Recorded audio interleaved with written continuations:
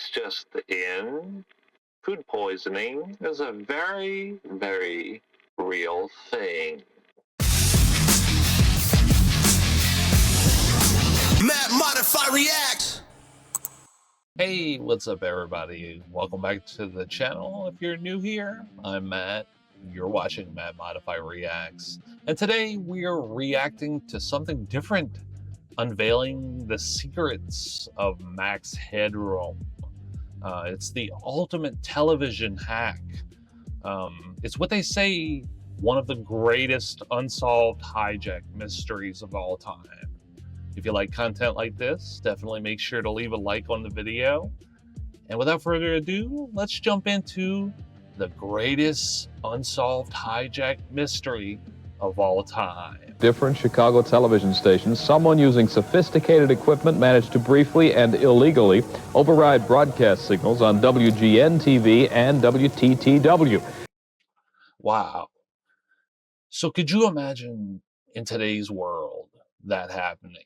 I mean, it's a little bit different of a world, you know.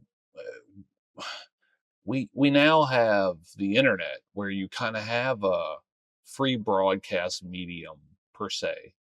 But back in the day, to take over a news network or multiple news networks, that's absolutely crazy. Jack Connolly reports now that both incidents are under investigation. In November 1987, during the 9 o'clock news on... Wow, so this happened back in '87. Just to give you some context, I was born in '85, so I was 2, possibly, by this point. And this is the first time I'm ever hearing about this. Chicago's WGN-TV, and the TV signal suddenly switched to something else. Could you imagine how insane that would be? Like literally how insane that would be. You're just doing your thing. It's 9 o'clock. Everybody's winding down, you know, for the night. And then all of a sudden, this guy or person or whatever this is pops up. Like, it's like something out of a superhero movie, you know?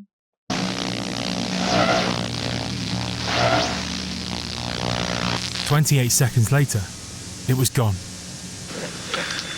Wow. So just that, and then nothing. Like, talk about like, I wouldn't personally know what to think if, you know, we were back in the 80s or almost early 90s, and if that happened, I don't know. That would probably freak me out. I mean, I would have been 2, so I wouldn't have completely got it. But like, if it would have freaked like my parents out or something, you know, maybe, I don't know. It's weird. Well, if you're wondering what's happened, so am I. You really planned that, didn't you? Sure I did. But this was just the warm-up. A few hours later, it was about to get a whole lot weirder. Okay, so a whole lot weirder than this, because, you know, this isn't already weird enough, clearly. It's 11:20 p.m. Okay, so now it's 11:20. They said it happened at 9, right? So they waited 2 hours and 20 minutes or so? WTTW, a TV station based in Chicago, is broadcasting an episode of Doctor Who, but the image suddenly changes. Something or someone has taken over the TV station, and engineers are frantically trying to regain control over the station. Wow. Like, I can't even imagine, like, how panic-driven that could have been. Where is this signal coming from? Who was doing it? When WGN's signal had been interrupted earlier in the evening, engineers there switched to a backup frequency, kicking the hijackers off the air. But nobody was on duty to do this at WGN's antenna. This meant that the station was completely powerless to stop. Wow. Like, look at this dude. Is he wearing like an old, is that like an old president's mask or something like that? Stop the attack. The hijackers were in total control of the station. Wow. Total control of the station. Like, could you literally imagine the chaos that a person could do with access like that? Involved in this kind of thing, that there's a maximum penalty of $100,000, 1 year in jail, or both. I wonder how that differs in today's world. Because I would imagine that was a lot then. So it's that much more now. Clearly, everything is, right? FCC says or warns that should the pirates try it again, it will only make it easier for the FCC to track them down. Or did they?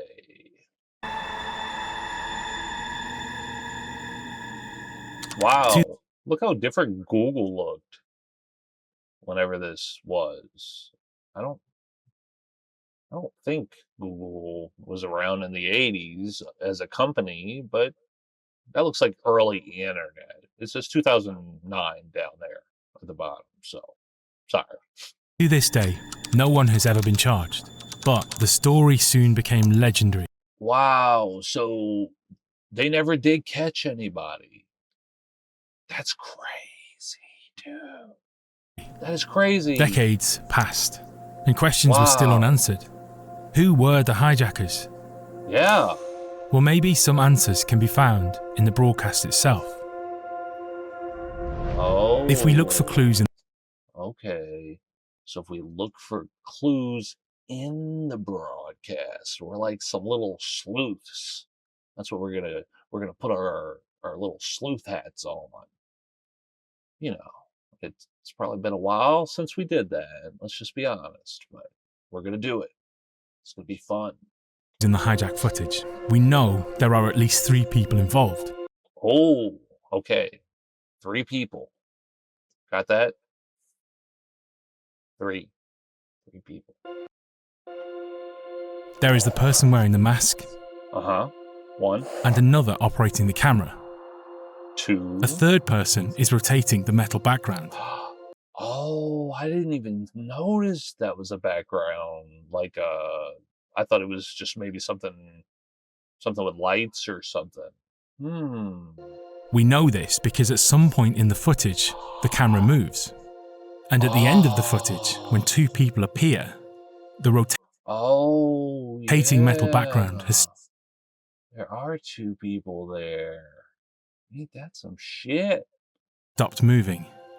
The footage we see in the incident is much lower quality than what we would expect from a professional TV camera. So, the hijackers probably used a consumer-grade camera.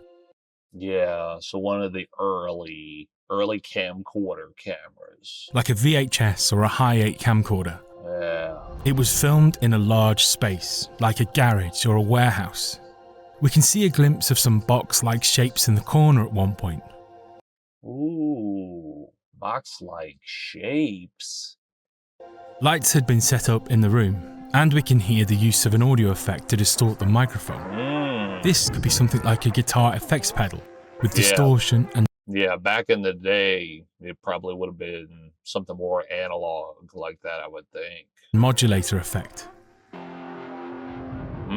At one point, we see a visible cut in the action. Oh, yeah. This shows us that the hijack was pre-recorded and not performed live. So, pre-recorded. It was well planned in advance. In the late 80s, TV broadcasts were all analog. The images from TV stations were converted into microwave signals. Each TV station... Yep, see? Told you. We were putting our sleuth hats on. ...in the area used a specific frequency, and they aimed their microwave signals towards an antenna. Interesting. I can't say that I knew that. These signals work best when nothing is in their way, so antennas were usually placed at the highest possible point. In Chicago, this is the Willis Tower, which at the time was known as the Sears Tower. Oh, I never knew it was the Willis Tower before. This high point, TV broadcasts can reach a much wider area, finally picked up by the receivers on the viewers' televisions.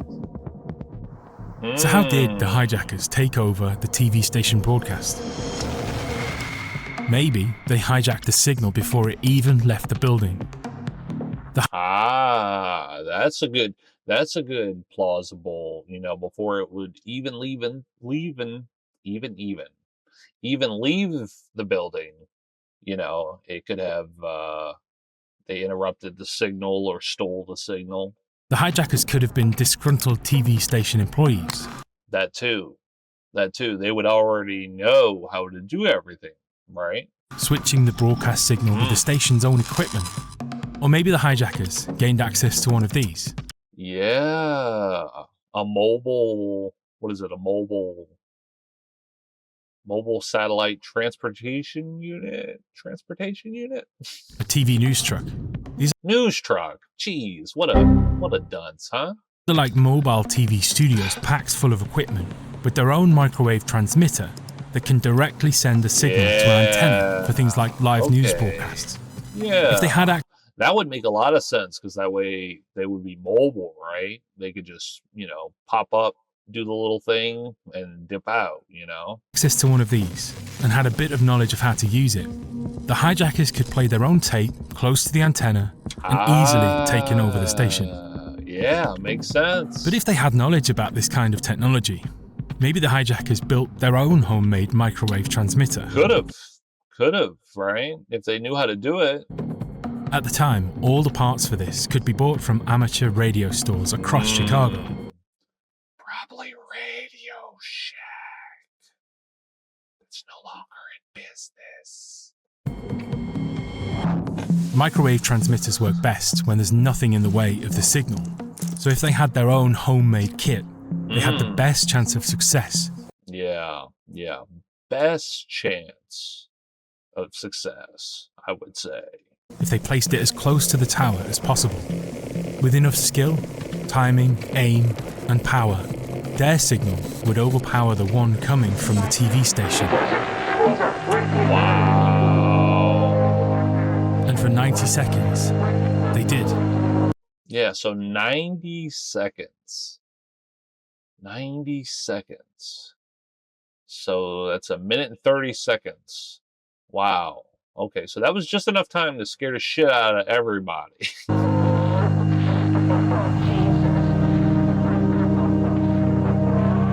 Wow.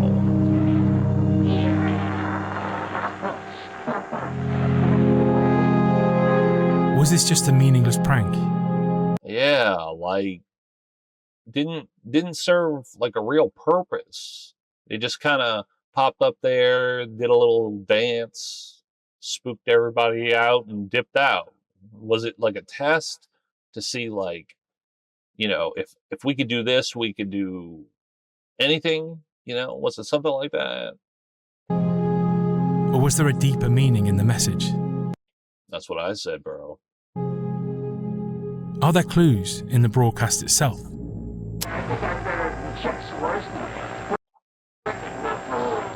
Oh, okay, so there is some Chuck political... Swirsky.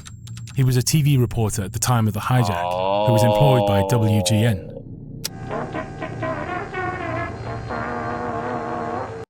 Yeah, so of course it would be some form of political motivation then. Makes it less scary on one side, but on the other side, it's still scary because it's anything that could be politically motivated. You don't know what length things could, go. This sounds like the theme tune to Clutch Cargo. Clutch Cargo with his This show was being aired on WGN at the time. And that kind of makes the theory of it being somebody that worked there again too, because they would know the schedule around when that would have played. right? Like when that show would have played, if it played on the same network. You know, just seems too coincidental. Coincidental. Say that 3 times fast. Not me. Maybe this is another reference to Clutch Cargo, because the last episode that aired on WGN was called The Big X. Interesting.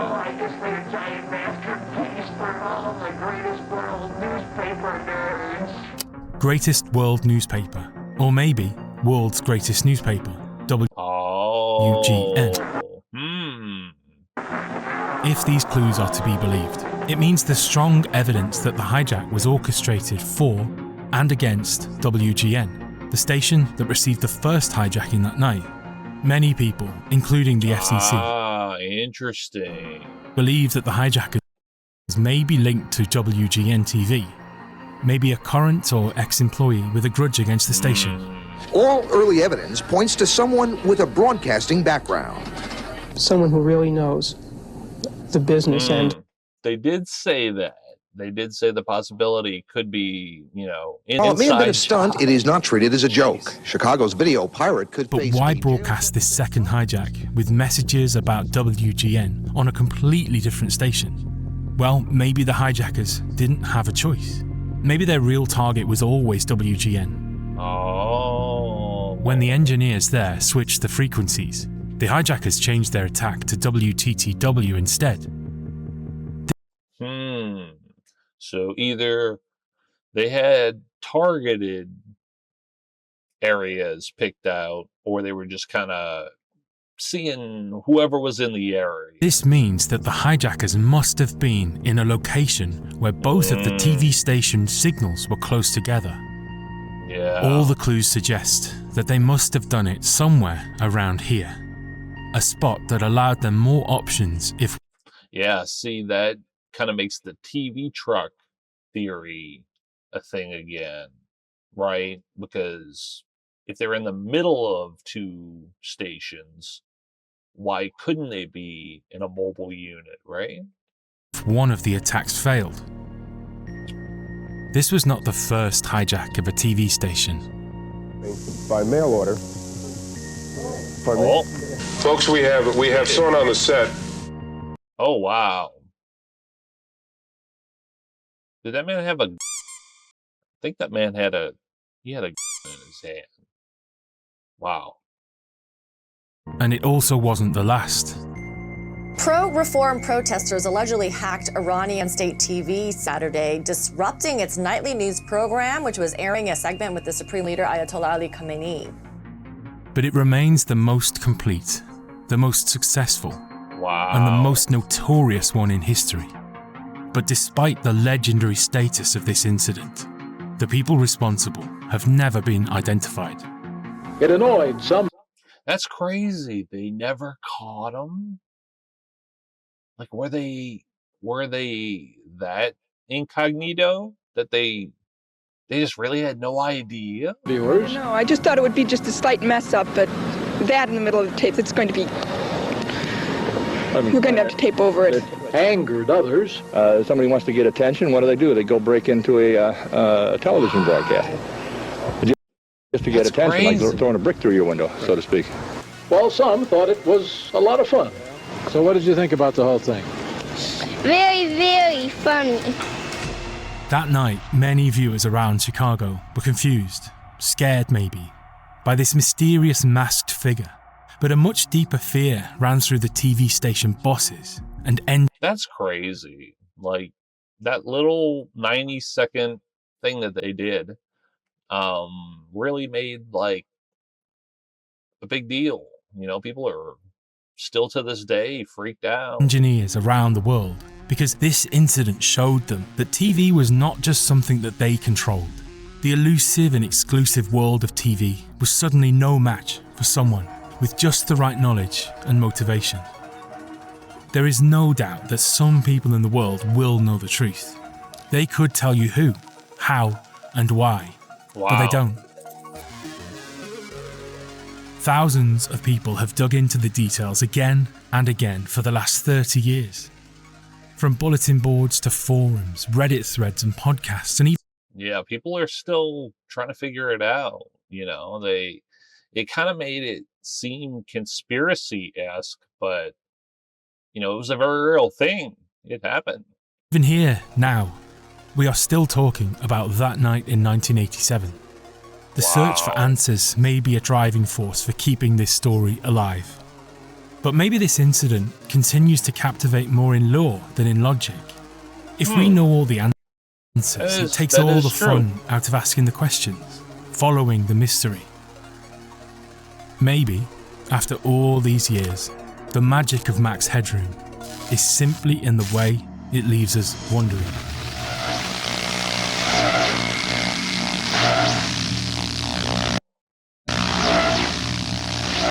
Wow.